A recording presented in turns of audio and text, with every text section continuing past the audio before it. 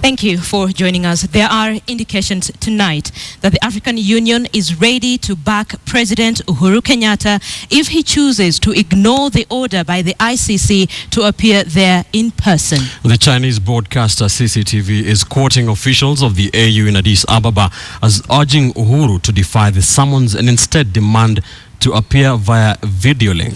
The officials, according to CCTV, have asked Uhuru to continue cooperating with the court. They are, however, adamant that he must not present himself before the court in The Hague. So just what will the president do? KTN's Edith Kimani now takes a closer look at the stack options facing the president and what each of them moves for him.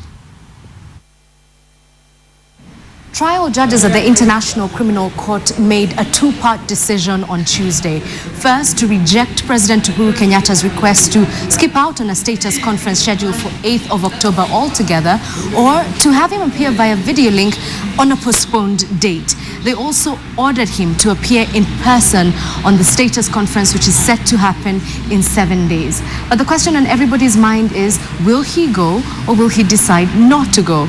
Well, if he goes, what implication will it have? On a personal level, it would mean that he is simply complying with what is required of him as an accused person. In fact, the court has stressed the importance of understanding that Uhuru Kenyatta is not being tried as a president. And actually, Article 27 of the Rome Statute, upon which the ICC is founded and which Kenya ratified in 2005, explicitly refers to the irrelevance of official capacity in judging criminal responsibility. As a state party to the Rome Statute, Kenya has the obligation to cooperate with the ICC. Najua hakuna hatia, lakini tunaenda vile wale walikuwa wanataka twende. But President Uhuru Kenyatta is, well, the president, and that's not something that can simply be ignored. So if he does go, it would be unprecedented. It would be the first time that a sitting head of state appears before the court in its 12-year history. Let's now look at what would happen if the president decided against going. What happens if he chooses not to go? Well, first and foremost, the ICC would do the most obvious thing, which is to issue an arrest warrant. This would effectively mean that President Uhuru Kenyatta becomes a fugitive of the court, joining presidents such as Sudanese President Omar al-Bashir, together with 11 other suspects who are wanted by the International Criminal Court and have been listed as fugitives. Failure or whimsically failing to honor the court order is not one of the options that are known and respectable by law.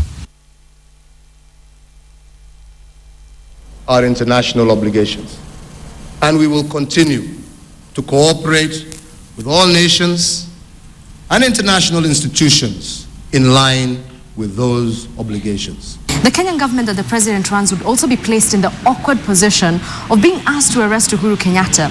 Kenya, having ratified the Rome Statute, should ideally extradite persons wanted by the Hague-based court. But there is another option for the president, a card we may see him play in the coming days: an appeal. President Kenyatta can ask the appeals chamber to overturn the decision of the trial judges. But here's the thing, he only has a week to submit it. And the question is, will it make a difference? An appeal 7 days before he is set to appear before the court? Well, it could if President Kenyatta requests the appeal chamber to suspend his requirement to appear subject to their ruling, which would basically mean that until an appeals chamber is able to issue a decision, then he will not be required to go. And this could just be the little splinter of hope that he needs to stop him from going to the International Criminal Court, assuming he doesn't want to go. And this would only work if the appeals chamber rules in his favor. But until then, it's a game of wait and see until the president makes that decision. Edith Kimani, KTN.